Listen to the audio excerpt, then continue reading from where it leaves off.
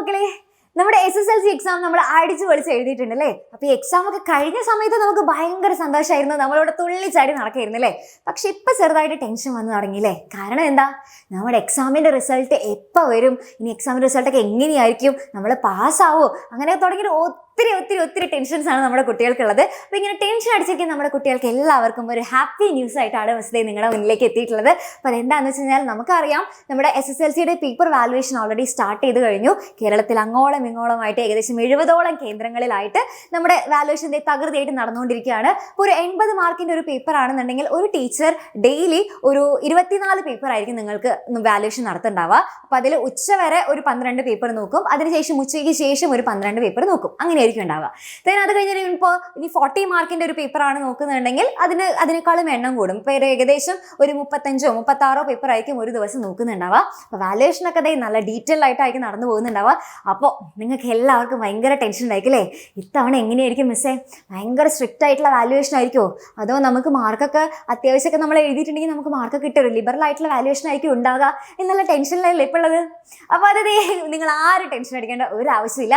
ഇത്തവണ നല്ല ലിബറൽ ആയിട്ടുള്ള വാലുവേഷൻ ആണ് നിങ്ങൾക്കുള്ളത്. അപ്പോൾ നമ്മൾ വാലുവേഷൻ ക്യാമ്പിൽ പോയിട്ടുള്ള ടീച്ചേഴ്സിനോടൊക്കെ അന്വേഷിച്ചു. അപ്പോൾ അവരിൽ നിന്ന് എല്ലാവരിൽ നിന്നും നമുക്ക് നല്ല പോസിറ്റീവ് ആയിട്ടുള്ള റെസ്പോൺസസ് ആണ് കിട്ടുന്നത്.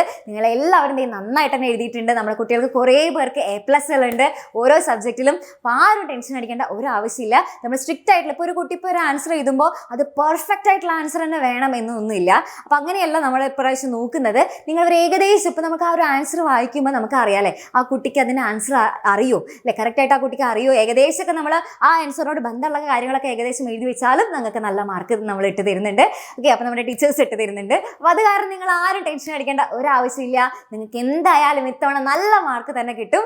അതേപോലെ തന്നെ ഇപ്പോൾ നിങ്ങളിപ്പോൾ SSLC ഒക്കെ കഴിഞ്ഞിട്ട് ഇനി നേരെ +1ലേക്കാണ് കിടക്കുന്നല്ലേ. അപ്പോൾ ഈ +1 ഇനി സയൻസ് എടുക്കണോ, ഹ്യൂമാനിറ്റീസ് എടുക്കണോ, അതോ കൊമേഴ്സ് എടുക്കണോ, അങ്ങനെ ചില ആൾക്കാരുണ്ടായിരിക്കും. അതേപോലെ തന്നെ ബാക്കി ചിലരുണ്ടായിരിക്കും മിസ്സേ ആദ്യം തന്നെ ആ ഒരു റിസൾട്ട് ഒന്ന് വന്നോട്ടെ എന്നിട്ട് ഞങ്ങൾ തീരുമാനിക്കുന്നുള്ളൂ എന്നൊക്കെ വിചാരിച്ചിരിക്കുന്ന ആൾക്കാരുണ്ടാവും അല്ലേ. അപ്പോൾ നിങ്ങളിതിൽ ഏത് ഗ്രൂപ്പിലാണ് പെടുന്നത് എന്നുള്ള കാര്യം നിങ്ങൾ നമ്മുടെ കമൻറ്റ് ബോക്സിൽ അറിയിക്കുക. ചുമ്മാ ഒരു രസം അല്ലേ. അപ്പോൾ അതേപോലെ തന്നെ നിങ്ങൾക്ക് ഇപ്പോൾ +1 ജോയിൻ ചെയ്യാനായിട്ട് ആഗ്രഹിക്കുന്നവരുണ്ടെന്നുണ്ടെങ്കിൽ നിങ്ങൾക്ക് വേണ്ടിയിട്ടുള്ള ഒരു ബെസ്റ്റ് ഓപ്പർച്യൂണിറ്റീസ് ആണ് നമ്മുടെ എക്സാമിനെ നിങ്ങൾക്ക് പ്രൊവൈഡ് ചെയ്യുന്നത്. അപ്പോൾ നമ്മുടെ ബാച്ചിൽ നിങ്ങൾക്ക് ജോയിൻ ചെയ്യാൻ ആഗ്രഹമുണ്ടെന്നുണ്ടെങ്കിൽ ബാച്ചിൽ ജോയിൻ ചെയ്യാനുള്ള പെർഫെക്റ്റ് ടൈമാണ്. അപ്പോൾ ഈ ഒരു ഓപ്പർച്യൂണിറ്റി ആരും മിസ്സാക്കരുത്. അപ്പോൾ ഈ ഒരു ഹാപ്പി ന്യൂസ് പറഞ്ഞുകൊണ്ട് മിസ് ടാറ്റ ബൈ ബൈ പറയാണ്. എല്ലാവർക്കും താങ്ക് യു.